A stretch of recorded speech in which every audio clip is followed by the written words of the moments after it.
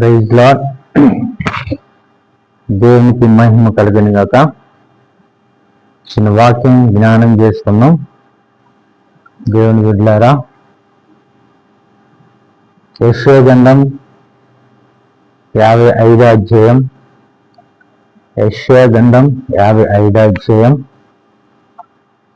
3వ వచనంలో ఒక మాట జ్ఞానం చేసుకున్నాం. చెవి యొగ్గి నా యొద్దకు రండి, మీరు వినిన ఎడల మీరు బతుకుతారు. దేవుని దగ్గరికి చెవి యొగ్గి ఆయన దగ్గరికి రావాలంట. చెవి యొగ్గంటే మనసు పెట్టి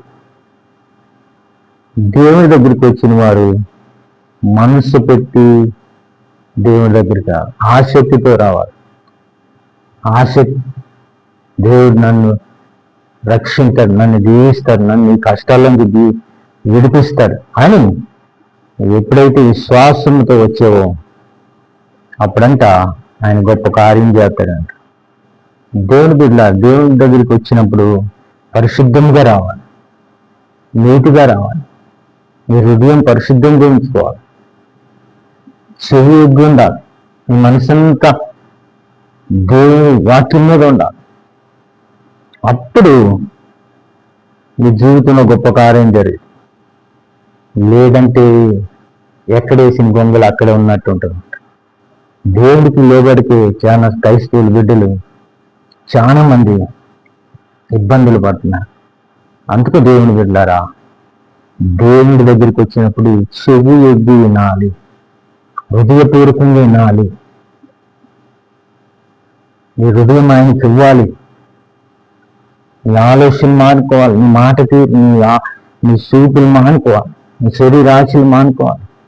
నీ హృదయంలో ఉన్న ప్రతి పాపము కడుక్కోవాలి వాక్యం ద్వారా. అప్పుడు గొప్ప కార్యం చేస్తాడన్నమాట. ఆ వాక్యం నీ హృదయంలో ఉంటుంది. అప్పుడు ఆ వాక్యం నీ హృదయంలో పెట్టుకోవాలి. ఆ వాక్యం నీ హృదయంలో ఉండాలంటే నీ హృదయం అనే గిన్నె పరిశుద్ధంగా ఉండాలి. ఎప్పుడైతే పరిశుద్ధంగా ఆ గిన్నె, హృదయం అనే గిన్నె పరిశుద్ధంగా ఉందో పరిశుద్ధాత్మదేవుడు నీ హృదయంలోకి వస్తాడనమాట. అప్పుడు గొప్ప కార్యం చేస్తాడు.